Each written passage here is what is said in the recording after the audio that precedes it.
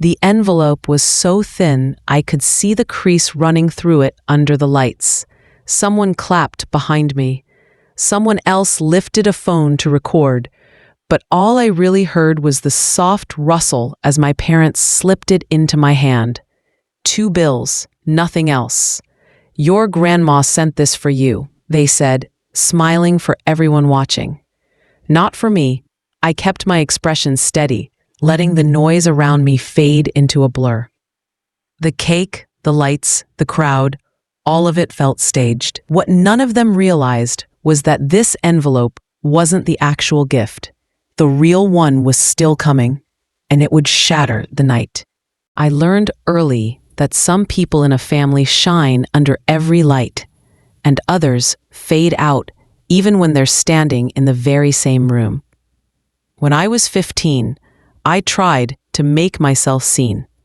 I spent 3 weeks sewing a dress for our school talent show, working with fabric from the clearance bin at the craft store, staying up past midnight trimming the hem until it finally fell the way I wanted.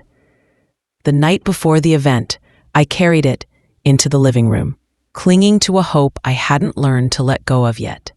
My mother was on the couch, scrolling through her tablet, my father buried behind a newspaper, and my sister on the rug, showing off a new phone case that lit up when she tapped it.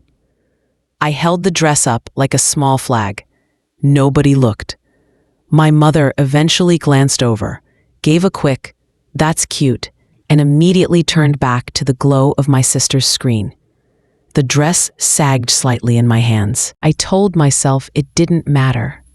That pattern never changed. Every time I tried to step forward, something bright in my sister's orbit pulled the whole room away from me. On my birthdays, I'd unwrap practical things: socks, a planner, a coat meant to last for years. My sister, meanwhile, tore through boxes of earrings, handbags, perfumes, the kinds of things my parents insisted were fun for a girl her age. When I brought home good grades, my papers stayed on the fridge for one night before being replaced by a new receipt showing my sister's effort award. When my father needed someone to stay home with a sick relative, it was always me. When my sister wanted to skip a shift or drop a class, it was always forgiven. And then there was the money. My grandmother Eleanor lived 3 hours away in St. Louis. She sent cards often. They arrived in soft-colored envelopes with her looping handwriting, always carrying a faint smell of lavender. I used to feel a spark of excitement whenever I saw one in the mailbox, thinking maybe she'd tucked in a few dollars or a note meant just for me. But my mother always opened them first. She'd stand by the kitchen sink, tear the envelope neatly, slip the contents into her hand, and call it family support. A day later, my sister would be wearing new boots or a fresh pair of earrings.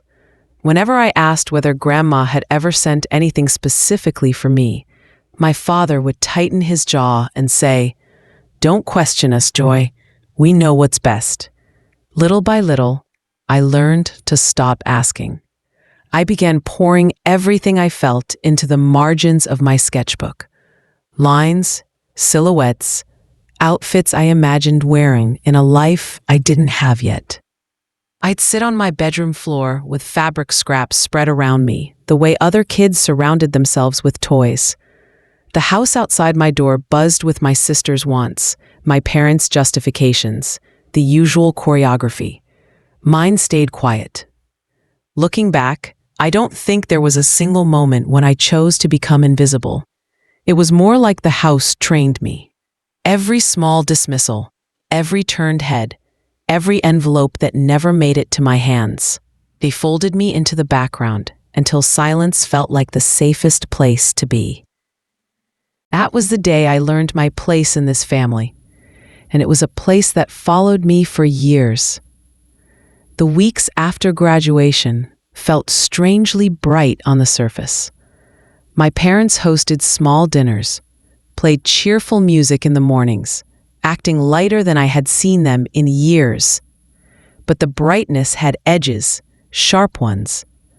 My mother came home one afternoon wearing a necklace I had never seen before, thin gold catching the kitchen light.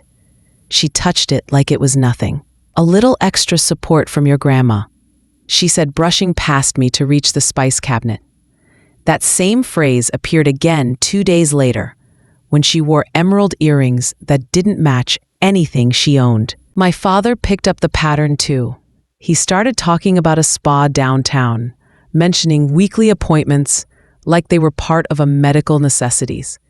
"It helps me unwind," he'd say, tossing his keys onto the table, the shine of a new watch slipping into view as if by accident. None of it matched our life. None of it matched the tight-budget lectures I'd grown up listening to. Leia, of course, soaked in the glow. One evening, she walked into the kitchen with a designer handbag looped around her wrist, the logo catching the overhead light. "Isn't it gorgeous?" she said, flipping her hair before pulling out a smartphone, so new it still had the protective film attached. I asked how she managed to afford it. She laughed softly, the kind of laugh meant to shut someone down, not entertain. "Mind your own business, Joy." I tried. I really did. But it became harder once the house itself started giving things away. A box from a delivery company sat half open in the hallway. Another piece of jewelry from my mother. The receipt lay beside it, the total circled in 10. Later that night, while walking past my parents' bedroom, I heard my mother through the cracked door. She was on the phone, laughing. "The bonus from your mother. It's more than enough," she said, her voice light and careless. I stopped in the hallway, one foot in the sliver of light, the other in the dark. I didn't push the door open. I didn't ask what she meant. I just stood there, absorbing the pieces and forcing them into a shape I wasn't ready to name. The next morning, my mother complained about bills while fastening her new bracelet. "We're all making sacrifices," she said, and she looked directly at me. I stirred my coffee. The spoon slowed, stopped, then moved again. I didn't say a word. I just smiled. The morning after her comment, I walked to work earlier than usual. The air was cool, the kind that sits on your skin before the sun fully settles in. At the fabric shop, I unlocked the door, stepped into the familiar chemical scent of dye and cotton, and told myself to focus on bolts of fabric, not the numbers circling my mind. Still, every time I cut a length of muslin or refolded a stack of patterns, flashes of new jewelry, handbags, and spa memberships slid into my thoughts like unwanted threads. Something was off, something was wrong, and pretending not to see it suddenly felt impossible. Maya noticed before I ever said a word. During our usual coffee break, she slid into the seat across from me at the cafe, her hair pulled back in a loose bun, her bookstore name tag clipped crooked to her shirt. "You look like you haven't slept," she said, stirring sugar into her drink without breaking eye contact. I shrugged, running my finger along the rim of my cup. "The house feels different." "Different how?" she asked. I hesitated. Words like stolen money and suspicious spending felt too heavy to let out into the air. "They're buying things that don't make sense," I said finally. "Spa appointments, jewelry, bags, phones, stuff we've never been able to afford, stuff we shouldn't be able to afford." Maya leaned forward. "Where is the money coming from?" The question landed right in the center of my chest. I looked out the window at the city moving around us.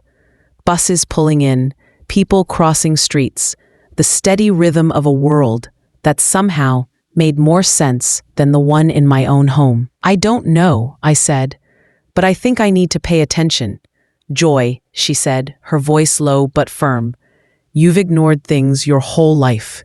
Maybe it's time you start watching." So I did. That week, I turned into a quiet accountant of other people's purchases. At home, I took note of the small changes, the bracelet my mother wore, even though she'd never owned jewelry before. The watch my father checked, even when he wasn't late for anything. Away Laya walked differently, with her new bag swinging at her side. They didn't notice me paying attention. They never really had. At the fabric shop during slow hours, I opened my sketchbook and began writing numbers in the margins, estimated costs of the things they flaunted. I didn't write their names, just dollar signs and descriptions. A small secret ledger woven into the background of my designs. It gave me something solid to hold on to, something measurable in a life where I had always been told not to measure anything. I opened a new bank account, too, quietly. One afternoon before my shift, I transferred part of each paycheck there, even if it was only a few dollars. The banker asked if I wanted alerts on my phone. I said yes. It felt like claiming a corner of my life no one else could touch. At night, while the house slept, I organized my sketches into folders. Dresses, coats, tops, each with a small tag in the corner. Not names, numbers. The same way I'd started tagging the expenses I saw around the house. For the first time, everything in my life was gaining structure. It was during one of those late nights that my phone buzzed. A text from Eleanor. "Proud of you for graduating, Joy. I'm visiting next week. I want to hear about your fashion line." My stomach tightened. My mind went straight to the envelope, the fin crease, the 2 bills, the smile my parents performed for the room. And then to the jewelry, the spa visits, the phone Leia twirled in her hand. I read the message again and again. I didn't know what to say. The next evening, I called Maya from my apartment above the garage. "She's coming," I said, "and I don't know what to tell her." "You tell her the truth. I don't want to blow up my family." Maya exhaled. "Joy, they blew it up. You're just walking through the smoke." I didn't answer, but her words stayed lodged in my mind. The days leading up to Eleanor's visit felt like watching a stage being built. My mother scrubbed the house until her hands were raw. My father rehearsed stories about hard times and stretching what we have. Laya did nothing, scrolling through her phone, occasionally asking if her outfit looked casual rich. I went to work, came home, and watched it all quietly. The house didn't feel like a home. It felt like a set, and I felt strangely detached from the roles everyone expected us to play. On the day Eleanor arrived, the air smelled of roasted chicken and polished wood. The table was set with dishes we only used on holidays. My mother fussed over placemats. My father adjusted silverware. Leia checked her reflection in the microwave door. When Eleanor stepped inside, her presence cut through the room. She hugged me first, tightly, warmly, and said, "My designer." Something loosened in my chest. A thread finally pulled free. Dinner began with safe topics: traffic, weather, my job at the fabric shop. I answered carefully, offering versions of the truth that wouldn't disrupt anything. I kept my voice steady and my eyes down when necessary. But every time Eleanor asked about my fashion line, about progress, about plans, something thudded inside me. The sketches, the late nights, the envelope, the number I'd seen in my mother's hand when she circled a receipt. My own name missing from anything Grandma had supposedly sent. For most of my life, I'd protected my parents from the truth. I thought silence was loyalty. I thought keeping the peace was my duty. But that night, as I watched Eleanor's eyes soften whenever she looked at me, a quiet decision formed, one I had never drawn before. If she asked directly about the money, if she said the number out loud, I wouldn't lie to her. Not this time. Not anymore. Dinner was almost finished when it happened. The kind of moment that doesn't arrive with warning. Just a small shift, a change in breathing, a pause between the clinks of silverware. Eleanor set her fork down, the metal touching the plate with a soft, deliberate sound. She looked at me, not at the table, not at the food, directly at me. "So, Joy," she said quietly, "did the $18,000 I sent help your fashion line?" The room froze. My mother's hand stopped mid-air, her fingers tightening around her napkin. My father's glass lowered an inch, his eyes flicking toward my mother as if she might answer for me. Laya's smile collapsed, her phone slipping slightly in her palm. I felt every heartbeat climb into my throat. For a moment I heard nothing. No conversation from the neighboring house, no hum of the refrigerator. Just the weight of Eleanor's question hanging above the table. The number pulsed in the air like a siren no one could silence. I thought of the envelope on my graduation day. 2 bills, nothing more. I thought of the necklace, the earrings, the spa appointments, the handbag swinging from Laya's wrist. All the unexplained luxuries, all the quiet explanations I had swallowed. I lifted my eyes. "I only got 200, I said. 4 words, quiet, plain. But when they landed, the entire room changed shape. Eleanor's face shifted instantly. Warmth drained, and something steady, sharper, took its place. She didn't shout. She didn't gasp. Her expression simply hardened, as though something inside her snapped into alignment. She turned to my parents with a calmness more dangerous than any raised voice. "Where," she asked, "is the rest of the money?" My mother blinked rapidly, color rising in her cheeks. "We used it for family needs," she whispered. "What needs?" Eleanor's tone never rose. It didn't have to. My father cleared his throat. "It's complicated, Mildred. Things were tight. We handled it the best we could." Eleanor didn't look away. "I sent that money for Joy. I wrote it in every note. For her designs, for her future." Silence thickened. My mother's napkin twisted into a rope. My father stared at the table. Leia shrank into her chair, her new phone glinting beside her like a guilty witness. Then, in a single breath, the truth cracked open. My mother whispered, We spent it on things for the house, for Leia, for us." The words hung there, limp and ugly. Eleanor inhaled slowly. "Then hear me clearly," she said. "There will be no more support. Not a dollar, not a visit, not a favor." She turned back to me, and her eyes softened just slightly. "From now on, anything meant for you comes directly to you, no middle hands." My parents sat hollow, the performance stripped away. Laya clutched her phone as if it could shield her. Later on the porch, with the night air drifting in, Eleanor told me about the years of checks, the amounts, the intentions she thought were honored. And then she said the words that cut through all the noise I'd lived in. "You're coming to work with me. You'll learn the studio. And my apartment in Springfield, it's yours now." I didn't speak at first. The porch light flickered. Somewhere inside, a door shut softly.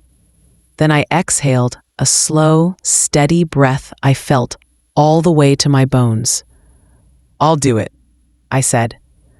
The week after that dinner moved quietly, like the house was trying not to disturb itself. I packed my things one drawer at a time, folding clothes I'd worn for years, sliding sketchbooks into a suitcase that suddenly felt too small for everything I'd held back. Bills began stacking on the kitchen counter, unopened envelopes with red print showing through thin paper. My father avoided the living room. My mother cried in short, trembling bursts. Leia stayed mostly in her room, her phone lighting the doorway each time she checked it. On the morning I left, the house felt colder than usual. My suitcase stood upright by the door, the zipper drawn tight. My mother pleaded first, her voice cracking around the words. My father tried to frame everything as a misunderstanding. Laya said she didn't know the money was meant for me. Maybe that was true. Maybe it wasn't. Either way, it no longer mattered. I didn't raise my voice. I didn't explain myself. I just said, "You took what was meant for my future and spent it on yourselves. I can't trust you anymore." Then I opened the door and stepped out. The the sound of it closing behind me softer than I expected. The apartment Eleanor gave me was small but bright. Morning light spilled across the floor, warming the blank walls, making the empty space feel like possibility instead of lack. I made coffee, sat at a small table by the window, and opened a fresh sketchbook. For the first time, the page didn't feel like escape. It felt like direction. At the studio in St. Louis, fabric hissed under steam, scissors clicked, machines hummed. I blended into the rhythm easily, as if the noise already knew me. And somewhere inside that quiet shift, I realized I finally belonged to myself. In the weeks that followed, I learned that silence can remake a life. Not the kind I grew up with, the kind that swallowed me whole, but the kind that opens a door and leaves it wide for light to come in. Each morning in that small apartment, the sun hit the same spot on the table where I kept my newest sketches. And for the first time, I didn't feel the need to hide anything. Boundaries aren't walls. They're the place you stand when you finally decide what your life is worth. If this story echoes yours, let it remind you, your future belongs in your own hands.